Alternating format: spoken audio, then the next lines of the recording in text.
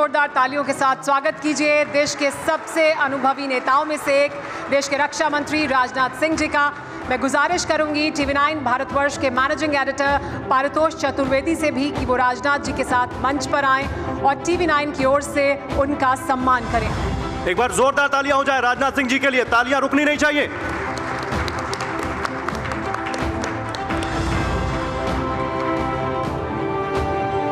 Sir, बहुत बहुत स्वागत है आपका। शुक्रिया पारितोष जी।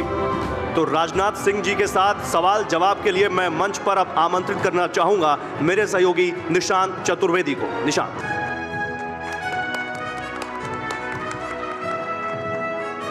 एक बार तालियां हो जाएं, सेशन शुरू होने वाला है।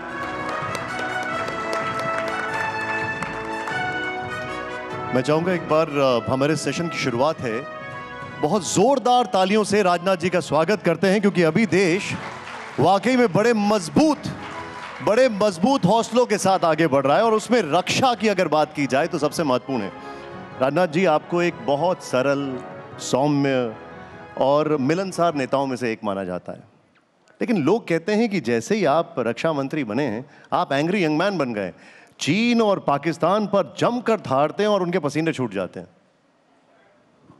मुझे इस बात की जानकारी नहीं थी कि मैं बहुत सरल, सहज और मैं सौम्य हूँ। वैसे जितना आप मुझे सरल, सहज और सौम्य मानते हैं, मैं समझता हूँ कि मुझसे कहीं अधिक हमारे प्रधानमंत्री मोदी जी सरल, सहज और सौम्य हैं। और यह बात मैं इसलिए कह रहा हूँ कि आपने देखा होगा कि समाज की अंतिम सीढ़ी पर बैठे हुए व्यक्ति, जो कि झाड़ू लगाने का काम करता है, जिसकी भूमिका स्वीपर की है, उसका पांव पखारने का काम यदि कोई करता है तो भारत का प्रधानमंत्री श्री नरेंद्र मोदी करते हैं।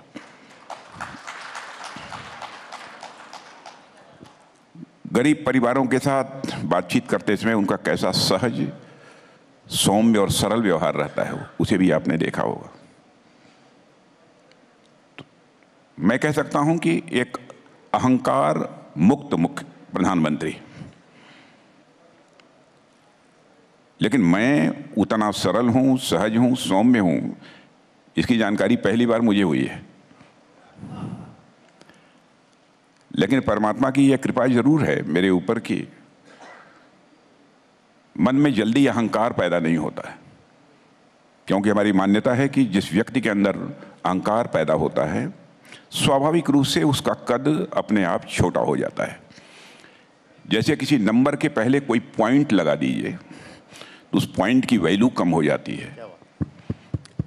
जैसे 1 के पहले पॉइंट लगाइए तो उसकी वैल्यू 1 नहीं रह जाती है, 1/10 हो जाती है। वैसे ही जिस व्यक्ति के अंदर अहंकार होगा, उसका कद भले ही उसकी नज़रों में बड़ा हो, लेकिन समाज की नज़रों में कभी बड़ा नहीं हो सकता है।